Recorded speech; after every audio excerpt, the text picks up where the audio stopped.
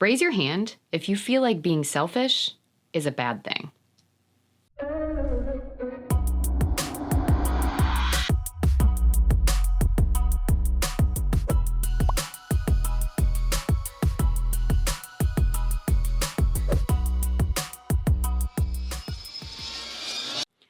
Hey everyone, how's it going? I'm Kira Wackett. Thanks for joining me for another video as we work to empower and equip you with the confidence and skills to write your own story so that you can live a life on purpose.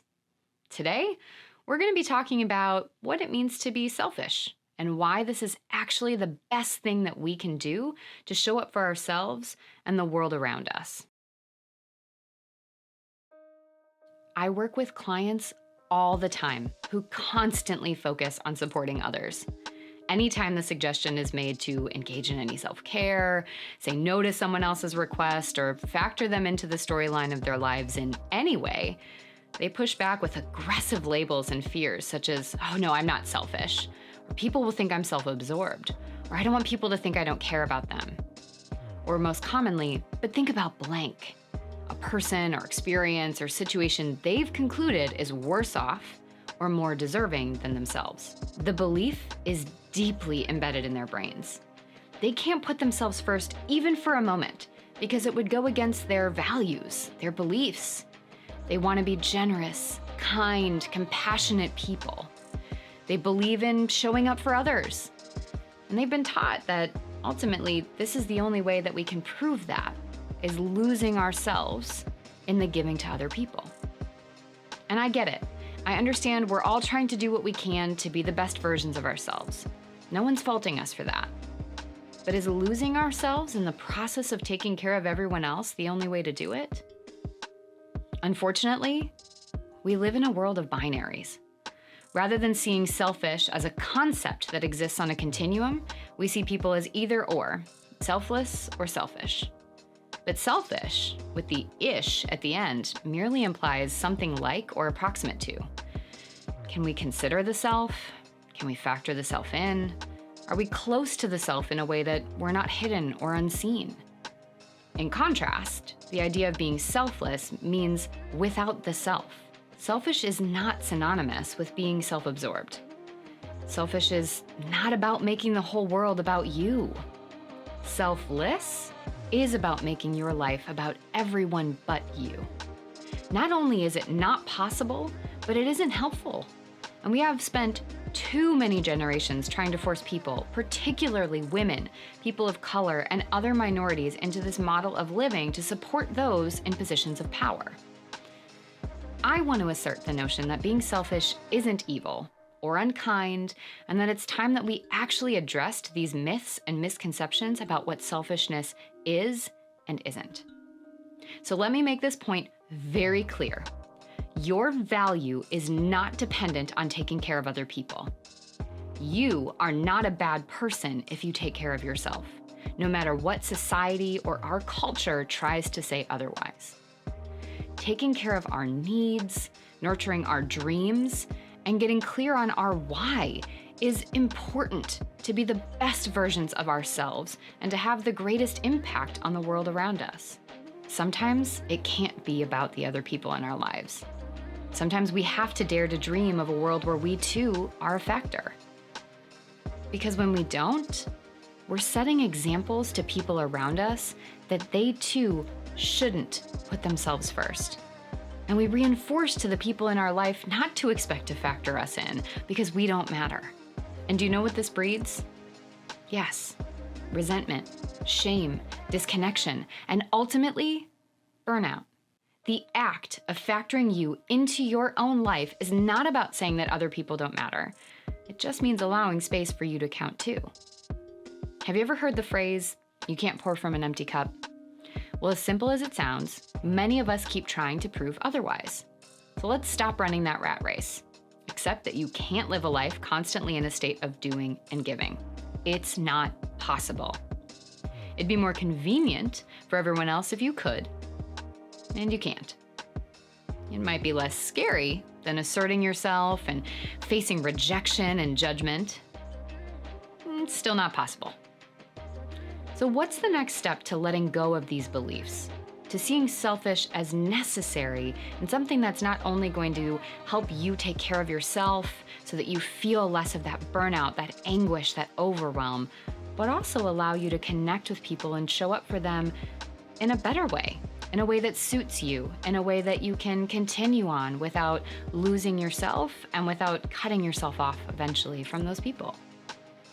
So the first thing I tell people to do is to write a new definition for what selfish means to you. Explore that continuum.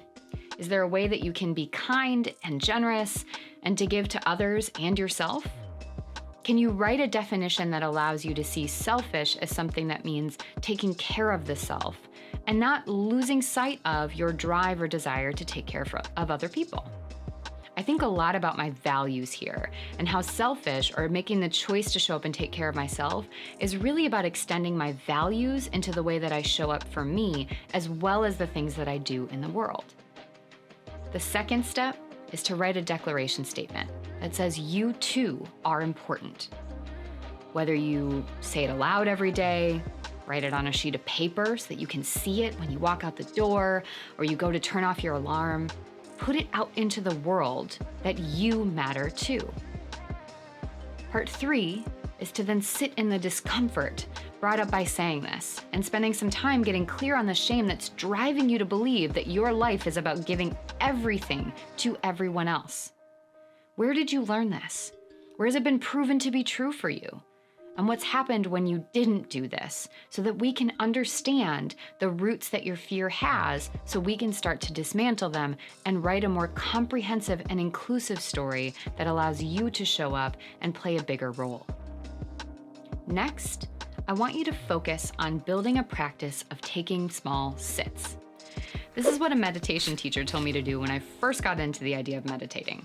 He told me that it wasn't about sitting and meditating for hours, but inviting stillness into my day with the opportunity for small sits. Do this with self-care. Take a small sit and check in with what you feel or what you need. Validate and take space for that to be seen. Take 5 minutes and answer to no one. Silence all things. Walk outside without your phone and disconnect. Or sit and let your mind wander and get to know all the thoughts and anxieties that you're holding on to throughout the day. Next, we need to practice a little radical acceptance, that a part of you is always going to feel drawn to give yourself at all times to other people because you've been told this idea that that's what makes you worthy and valuable. That thought is going to feel true, but it is only as true as we allow it to be in our story. It's going to visit you regularly, but you get to choose not to engage with it. And the last step is to find one way every day to say no to something or someone else to make space so you can say yes to you. Maybe that's saying no to checking your email or social media as soon as you wake up, freeing yourself from the pressures of being on someone else's timeline to just be with yourself. That was a big one for me because I would roll over and completely dive into my email before I had even gotten out of bed in the morning, only to lose myself in everybody else's asks, requests, shares, wants, rather than just taking a moment to welcome myself to the day. Maybe this also means declining an invite or turning off your phone for an hour a day. Honestly, even just 5 minutes. And it's not just setting your phone somewhere else, but the act of literally turning it off. Whatever it is, invite the no, accept the anxious thoughts that come with it as just thoughts. Let go of the pressure to do anything else. Just let it be. Notice the anxiety without having to respond to the anxiety. This is how you're going to start to build what's called distress tolerance. Unlearning these patterns or beliefs about what it is to be worthy and valuable and what it means to start to embrace a selfish lifestyle is going to take time. And it is important that we make space for our brain to settle into and unwire all of those connections so we can build new ones. In order to do that, we have to tolerate the distress that's associated with that dismantling. We have to tolerate the distress of our anxiety trying to tell us to respond a certain way so that we can start to give it an opportunity to say, oh, maybe this isn't so bad.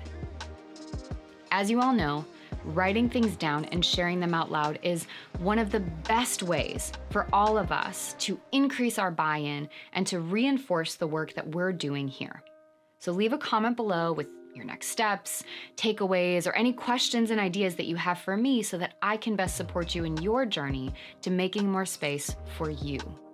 Be sure to take a look at the video notes where I'll put some resources to help you dive deeper on this topic, including a coupon code to get 50% off of my self-love workbook so that you can immerse yourself fully in this practice of self-care and self-love and allow yourself to show up fully in this context of your life.